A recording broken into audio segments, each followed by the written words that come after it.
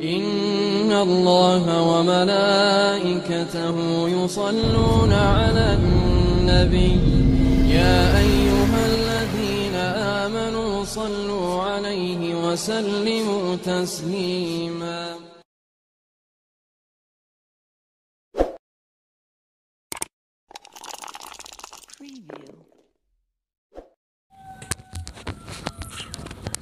Assalamualaikum warahmatullahi wabarakatuh. Alhamdulillahirabbil alamin, adada khalqihi wa ridha nafsihi wa zinata arsyihi wa midada kalimatihi. Allahumma salli ala sayyidina Muhammadin nabiyil ummi wa ala alihi wa sahbihi wa barik wa sallim. Amma ba'd. Alhamdulillah, segala puji bagi Allah yang telah memberikan kepada kita segala karunia dan nikmat yang tidak pernah terputus, baik itu kepada hambanya yang beriman maupun yang kafir kepada Allah Subhanahu wa ta'ala. Sebelumnya, mari kita sama-sama mendoakan semoga kaum muslimin muslimat, mukminin mukminat bil khusus para sahabat yang setia mengikuti di channel Mulkan Azam channel ini selalu ada dalam lindungan Allah, ada dalam ridhonya, juga ridho daripada Rasulullah SAW.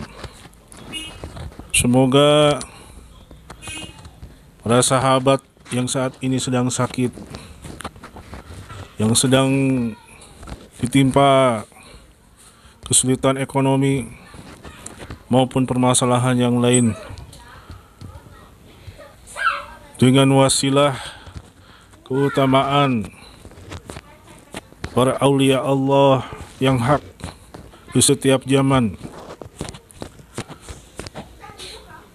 insya Allah saat ini Allah akan angkat penyakitnya, Allah sembuhkan, Allah angkat derajatnya, Allah mudahkan segala urusannya baik yang dunia maupun perkara-perkara akhirat.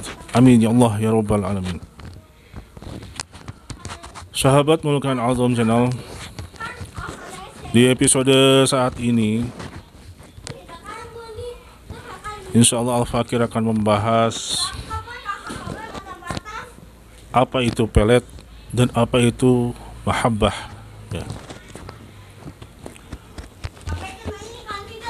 Pelet itu sebetulnya adalah perkara-perkara yang sifatnya itu lebih kental kepada sihir, ya. Baik itu menggunakan media-media di luar ayat suci Al-Quran maupun media yang ada dengan media ayat suci Al-Quran, ya. Karena dari pelet ini yang digunakan itu, ya, asalnya itu untuk mempengaruhi keadaan target, ya. Nah, si asalnya ini kebanyakan ketika diriadohi maka berpengaruh kepada sukma, ya. Sukma ini ada 3, ada yang berupa akal, ada yang berupa di hati, satu lagi di ujung kaki, ya. Sebenarnya kalau orang yang meninggal dunia sebelumnya itu pasti diangkat dulu sukma yang dari kepalanya, sehingga dia melihat, ya, ada orang-orang atau saudara-saudaranya yang telah meninggal. Lalu mulai kepada hati. Nah, ini di hati ini antara keyakinan dia itu tidak boleh goyah. Baru setelah itu melalui ujung kaki, di mana ujung kaki ini akan mengunci seluruh saraf-saraf motorik di badan. Nah, dalam pelet ini dia mentargetkan 3 hal itu. dan sifatnya itu sudah jelas itu sihir, ya, bukan dari amaliyah orang-orang yang bertakwa. Mau itu judulnya untuk mendapatkan kasih sayang ataupun apapun itu sudah jelas perkara-perkara yang sifatnya sihir, ya. Karenanya orang itu akan terbayang-bayang, akan ingat timbul mahabbah, itu yang diserangnya itu, ya. Berbeda halnya dengan mahabbah, ya. Mahabbah itu sesuatu yang sangat suci, sesuatu yang diambilnya itu bukan dengan rapalan mantra, ya, tapi pengaruhnya bisa satu negara, satu kota, satu kecamatan, ya, satu wilayah tertentu maupun di pekerjaan, ya. Karena amaliyah mahabbah ini bukan rapalan. Dia terpengaruh dengan yang namanya amaliyah ridho dan qanaah, ya. Nah, ini satu rahasia yang tidak terdapat, yang jarang dibahas oleh para alim ulama, ya. Kalau kita lihat dalam Al-Quran, ayat-ayat yang biasa dipakai mahabbah, ya, yang didompleng dengan judul pelet, salah satunya pasti amaliyah Nabiullah Yusuf alaihi salam, ya. Nabiullah Yusuf alaihi salam ini sudah tahu dia itu akan menjadi nabi, ya. Bahkan ayahnya pun sudah tahu bahwa di antara seluruh saudaranya yang akan menjadi nabi adalah Nabi Yusuf alaihi salam. Namun Nabi Yusuf tidak tahu apa yang terjadi ketika saudara yang lain itu iri kepadanya. Maka dibuanglah Nabi Yusuf itu di sebuah sumur, ya. Nabi Yusuf itu sedikit pun tidak ada rasa dendam, rasa dengki, ya, ataupun marah kepada saudara-saudaranya yang kurang ajar itu, ya. Tidak ada sedikit pun rasa ingin membalas, ya. Dia hanya ridho, ya, menunggu pertolongan dari Allah, ya. Bayangkan sumur yang jarang dilalui oleh kafilah, ya. Apa yang terjadi? Allah datangkan seorang saudagar di sana dan menyelamatkan Nabi Yusuf alaihi salam, ya. Singkat cerita, saudagar itu pun akhirnya membawa Nabi Yusuf ini kepada istana Fir'aun alaihi, bukan laknatullah alaihi, ketika itu Fir'aunnya itu adalah Fir'aun yang taat, ya, Fir'aun yang iman, ya. Sehingga singkat cerita Nabi Yusuf ini diberikan suatu jabatan, yaitu sebagai gubernur, ya.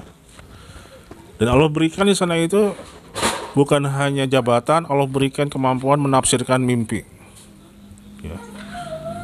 Juga dengan amaliyah dia yang ridho, ya, pada ketetapan Allah, juga qanaah menerima segala hal tersebut tanpa ada satu dengki pun untuk membalas dendam kepada saudaranya, ya. Maka aura dari Nabi Yusuf ini memancar keluar dengan sangat dahsyat, ya. Sehingga Zulaikha saat itu terpicut, ya, ingin menikahi Yusuf alaihi salam. Begitupun dengan para bangsawan-bangsawan yang lain. Nah, inilah amal mahabbah, ya.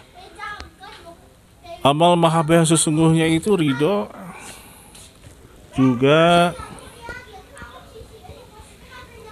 qanaah, atas perkara-perkara yang datang kepadanya, dan tidak ada sedikit pun keinginan untuk membalas keburukan dari orang yang berbuat jahat kepada kita, baik itu saudara kita, adik kita, ya, sehingga auranya itu memancar, ya. Yang kedua adalah yang biasa dipakai untuk amalia-amalia pelet, ya, oknum dari ayat yang dipakainya itu biasanya ayat-ayat